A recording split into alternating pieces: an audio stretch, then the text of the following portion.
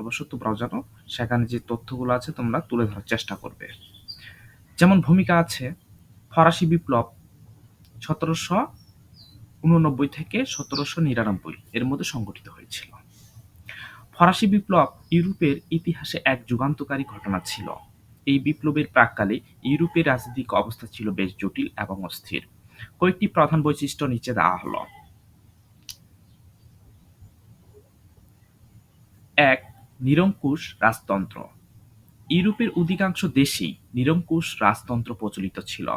রাজারা নিজেদেরকে ঈশ্বরের প্রতিনিধি মনে করতেন এবং তাদের ক্ষমতাকে ঐশ্বরিক বলে দাবি করতেন। জনগণ রাজার ইচ্ছার উপর নির্ভরশীল ছিল এবং তাদের কোনো ব্যক্তিগত স্বাধীনতা বা অধিকার ছিল না। ফ্রান্সে বোরবু বংশের রাজা ষোড়শ লুই "আমি রাষ্ট্র" "আই অ্যাম দ্য স্টেট" এবং "আমি যা করি তাই আইন" এমন ধারণায় বিশ্বাসী ছিলেন। ইংল্যান্ডে পার্লামেন্ট শক্তিশালী হলেও ক্ষমতা মূলত ভূস্বামী অভিজাতদের হাতেই ছিল। সমাজতান্ত্রিক ব্যবস্থা ও অভিজাতদের ক্ষমতা। ইউরোপের বেশিরভাগ সমাজই সমাজতান্ত্রিক কাঠামোর উপর ভিত্তি করে গঠিত ছিল। অভিজাত এবং যাজক সম্প্রদায় সমাজের বিশেষ সুবিধাপ্রাপ্ত অংশ ছিল। তারা প্রচুর জমি ও সম্পদ ভোগ করত এবং সরকারের রাজস্ব থেকে বিভিন্নভাবে অব্যাহতি পেত। কৃষকরা ছিল ভূমিদাস এবং তাদের অবস্থা ছিল অত্যন্ত শোষণীয়। অভিজাতরা নিজেদের এলাকায় ছোট ছোট সার্বভৌম শাসক হিসেবে কাজ করত।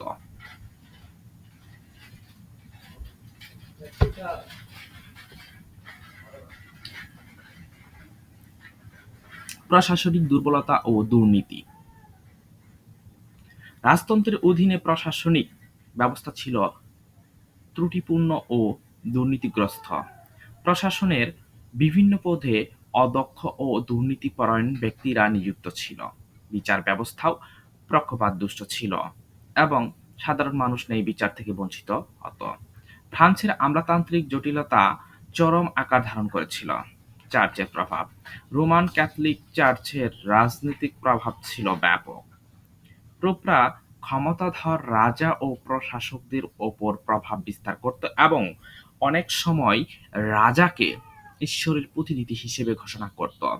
চার্চের হাতে দেশের বিশাল ভূসম্পত্তি ছিল এবং তারা কৃষকদের কাছ থেকে বিভিন্ন কর আদায় করত, কিন্তু নিজেরা সরকারকে কোনো কর দিত না। ধর্ম সংস্কার আন্দোলনের পর ক্যাথলিক ও প্রোটেস্টান্টদের মধ্যে দ্বন্দ্ব ইউরোপের রাজনীতিতে ব্যাপক প্রভাব ফেলেছিল। পঞ্চম হচ্ছে অর্থনৈতিক সংকট।